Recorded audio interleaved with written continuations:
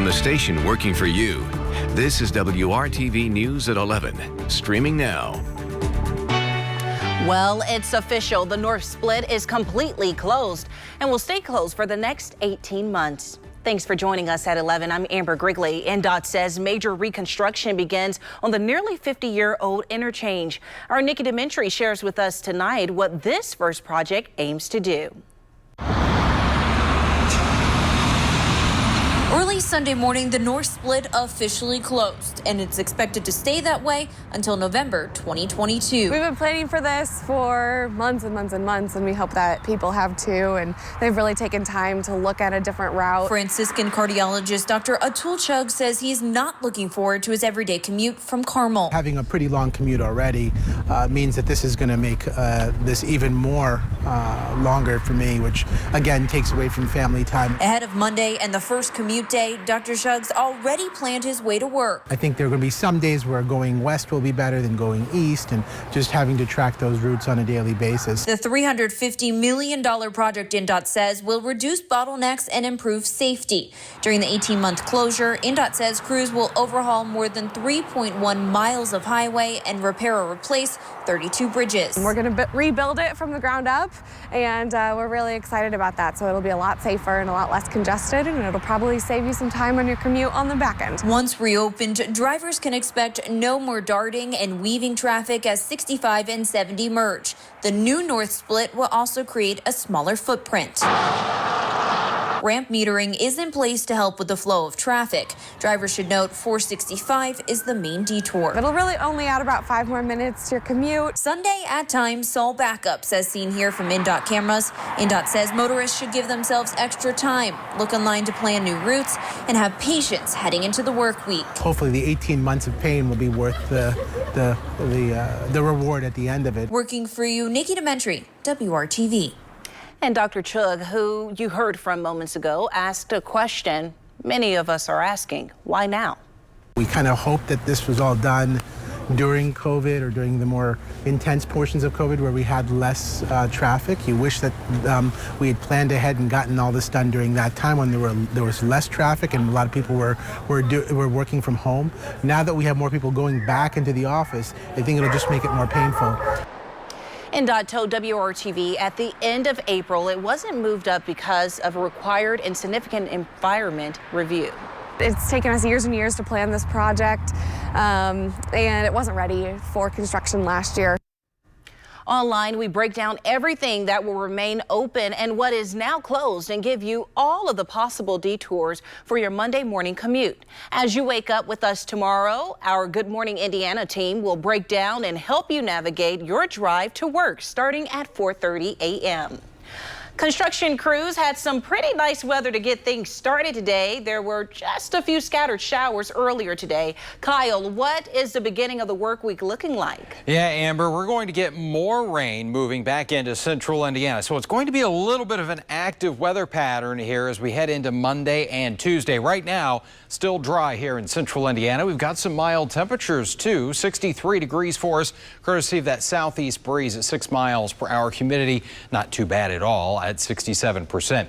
Temperatures across the state, most areas still in the 60s here. You're at 62 in Greencastle, upper 60s in Lafayette, and 63 right now in the Connorsville area. There's a look at the satellite and radar. We've got plenty of cloud cover at this point. A couple of isolated showers here around Sullivan, just south of I-70. We look back into Illinois, though, things are a whole lot more active with some heavier rain. A few rumbles of thunder in here as well. We are not expecting any severe weather, but you might hear a little bit of thunder here as we go through the overnight and into tomorrow morning. It'll take a little bit of time for that line of storms to get into the western portion of the state. This is 3 a.m. stretching from around Bloomington back through Rockville. And then as we get toward about 7 a.m., the morning drive could be a little bit slow going with those showers and storms and temperatures starting off in the upper 50s.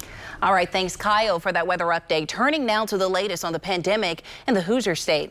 Health officials reporting a drop in the number of new cases. 754 new cases were reported today. That's a drop of more than 180 from yesterday. Our 7-day positivity rate is at 5%. 9 new deaths are also being reported. So far, 13,063 Hoosiers have died with COVID-19. As of tonight, nearly 2.3 million Hoosiers are fully vaccinated against the virus. That's 39.5% of the state's eligible population.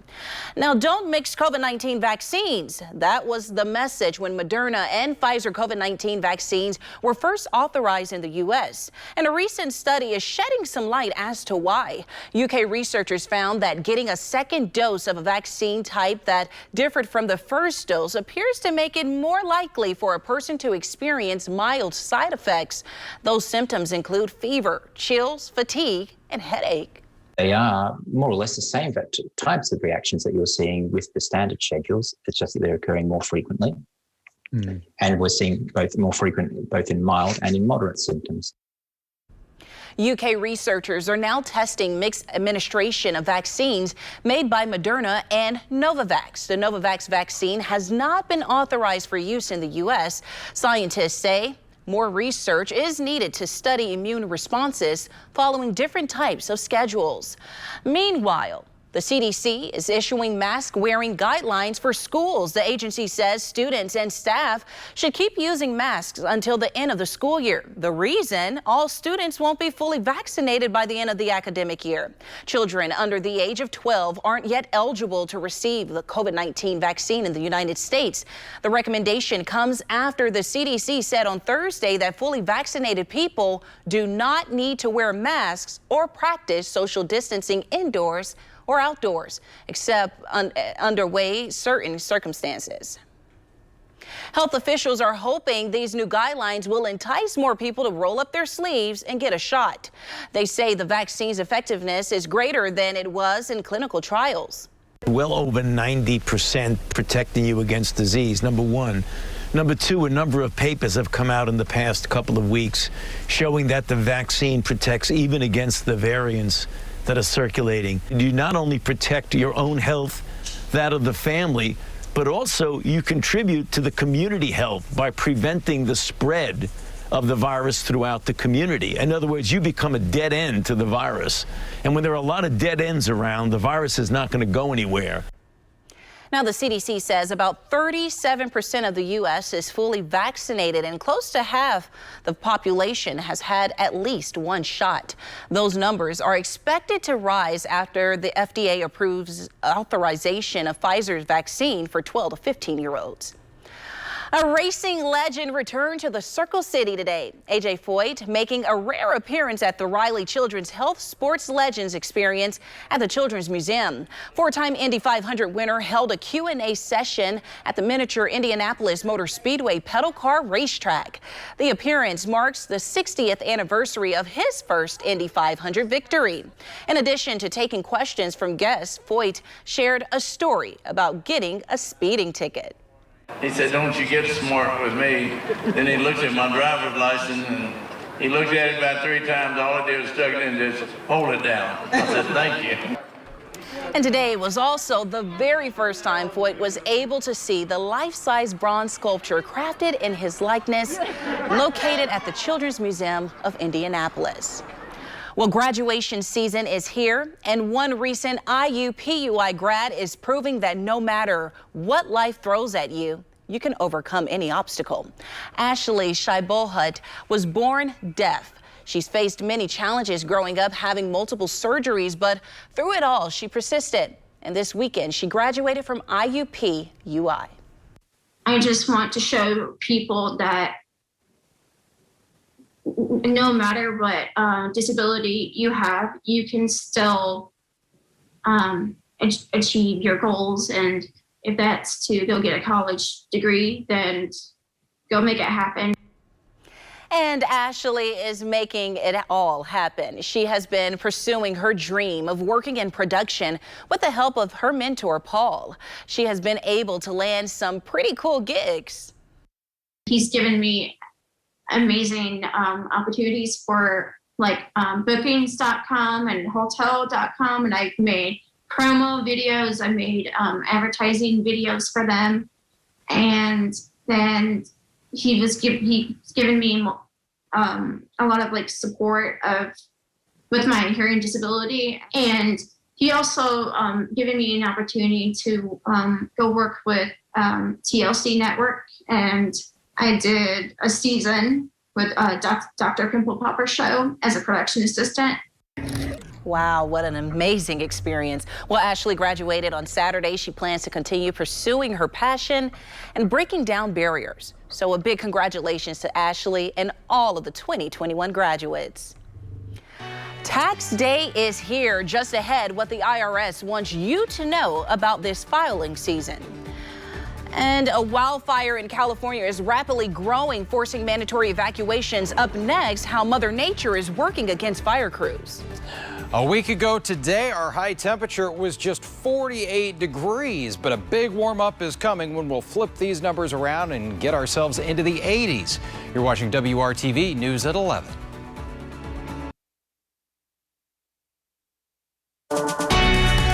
From the station working for you, this is WRTV News at 11, streaming now. All right, welcome back. Unrest in the Middle East continues. Israeli airstrikes on Gaza City flattened 3 buildings, killing at least 42 people today. Now, this marks the deadliest single attack since the heavy fighting broke out earlier this month.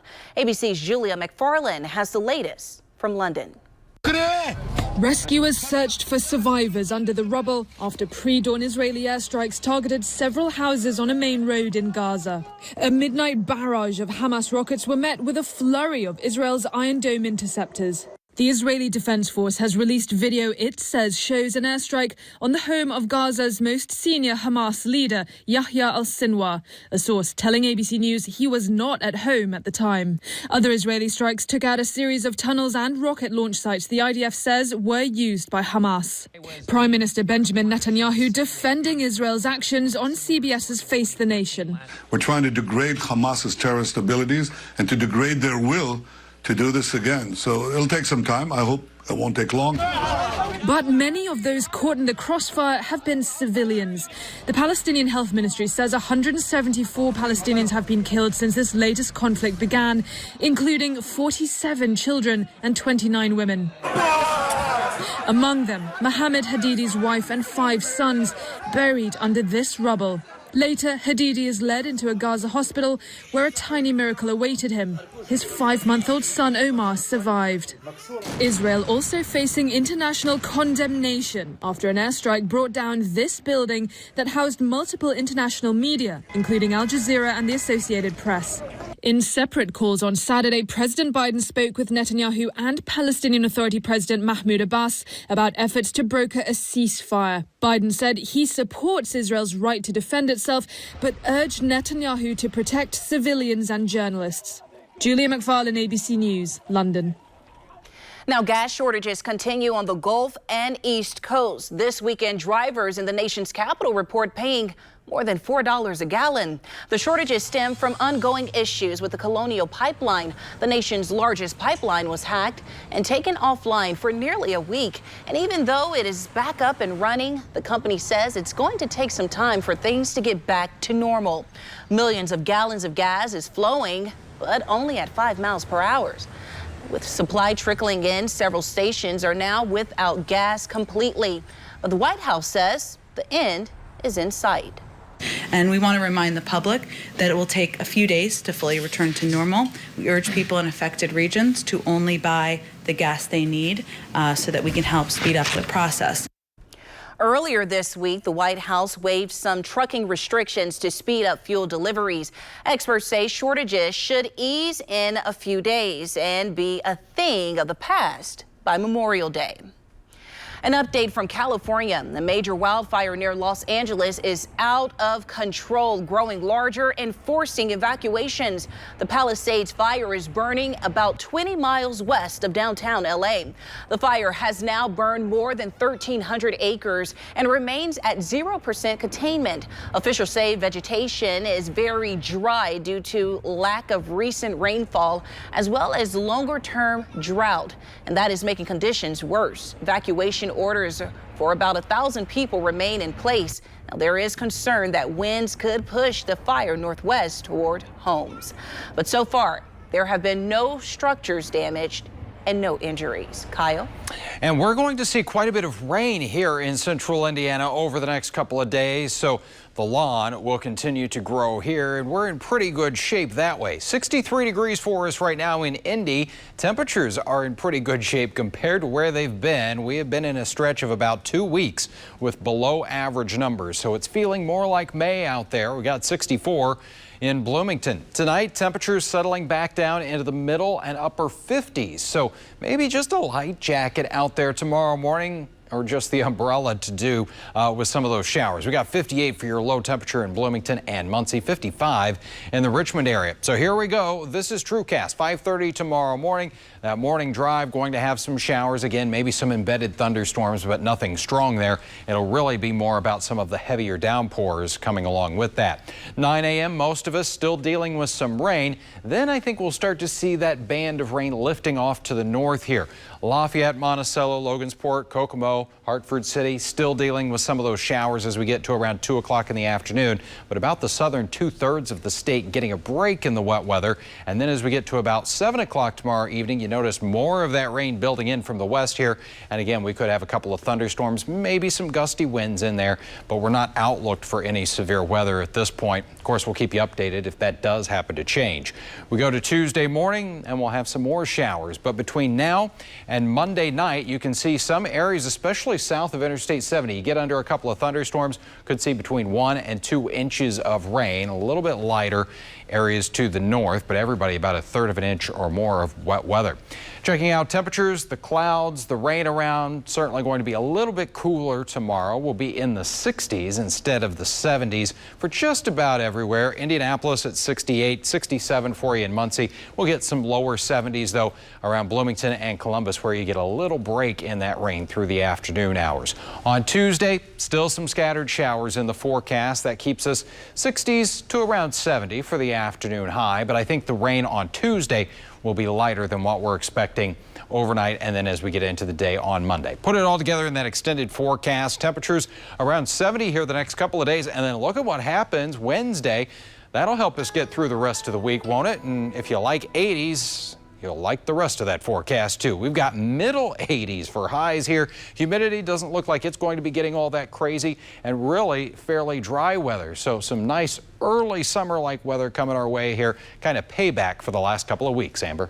Well, Kyle, I love hearing summer-like weather on the way. Well, here's a reminder for you. The deadline to file your taxes is here. Tomorrow, May 17th, is tax day, the official deadline for individuals to file their 2020 federal tax return. Now, that's a month later than usual because of the pandemic, but don't expect your returns anytime soon. An unusually large backlog of returns from 2019 and 2020 are being processed and are likely to be delayed. The IRS also says it is taking longer to process mailed documents such as paper tax returns. All right, after a much anticipated wait, the 2020 Basketball Hall of Fame nominees were inducted. The class including an Indiana legend and former Lakers star Kobe Bryant. We'll have a look back at some of the highlights from the ceremony when we return.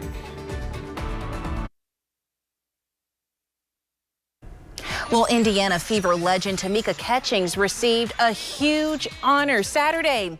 She is now in the Basketball Hall of Fame. She was part of a 9-member class that was inducted into the Naismith Memorial Basketball Hall of Fame. The group got their long-awaited induction more than a year after being announced due to the pandemic.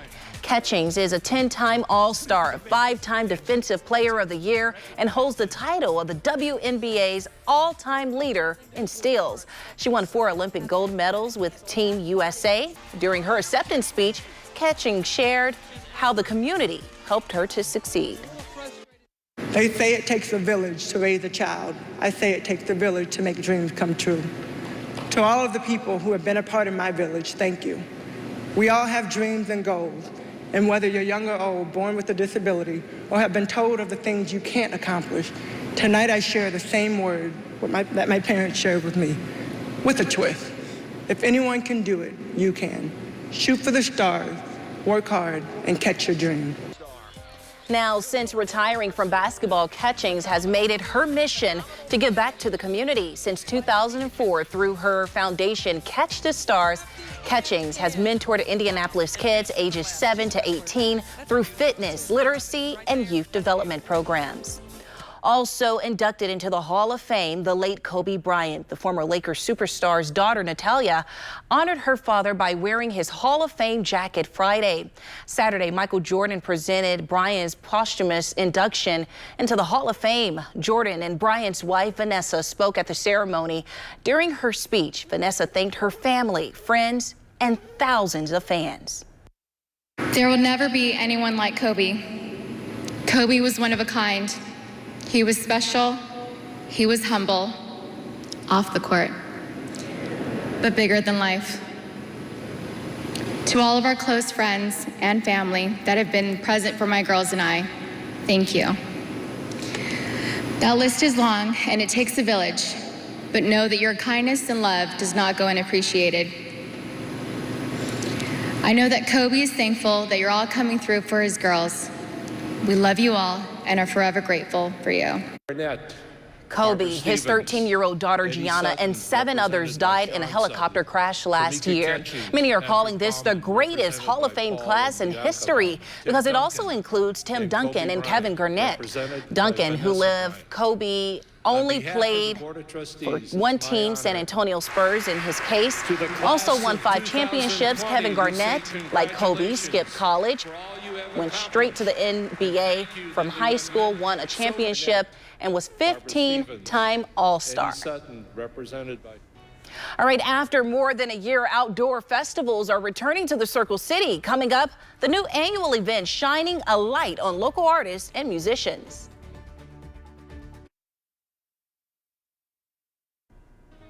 Well, here's a sign that things are slowly returning to a pre-pandemic normal. This weekend, the Indianapolis Arts Center and Indy Jazz Fest teamed up to put on the locally made festival.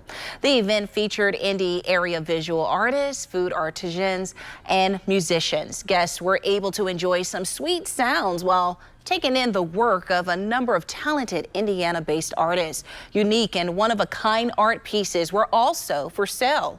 Students and teachers from the Arts Center also held demonstrations in wood turnings and wheel throwing, weaving, blacksmithing, and painting. I appreciate the fact that the Indy Jazz Fest and the Indianapolis Arts Center figured out a way to try and make this thing happen. This locally made has never been done before. So I think they've done a good job of all of the demos and the music and giving people a way to feel like they're able to get out and have a good time. And the festival was held at the Arts Center grounds in Broad Ripple.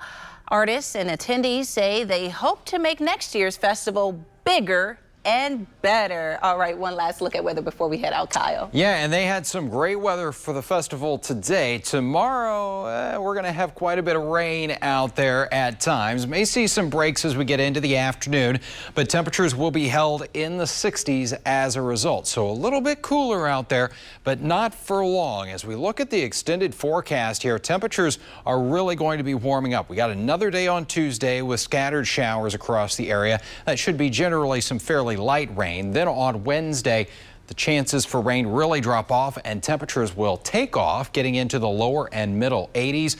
And as we look just beyond that 7-day planning forecast, it looks like we're going to continue above average temperatures right on into race day. All righty, Kyle. I know many of us are looking forward to the middle to end portion of the week. Well, thanks for making WRTV your choice for news. Good Morning Indiana starts at 4:30